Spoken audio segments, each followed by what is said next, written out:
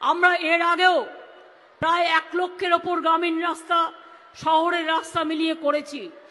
আর 2023-24-এ আমি আজকে ঘোষণা করছি আরো 12,000 গ্রামীণ রাস্তা আমরা তৈরি করবার জন্য 4,000 কোটি টাকার প্রকল্প হাতে নিয়েছি।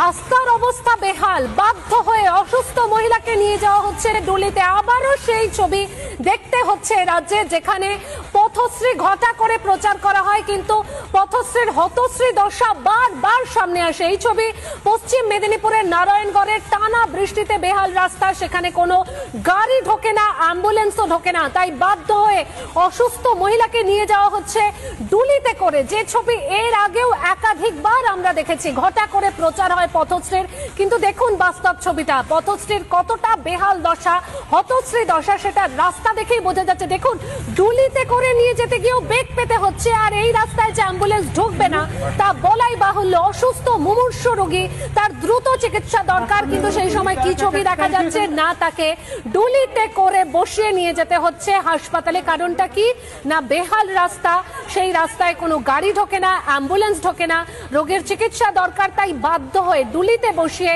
অসুস্থ মহিলাকে নিয়ে যাওয়া হচ্ছে।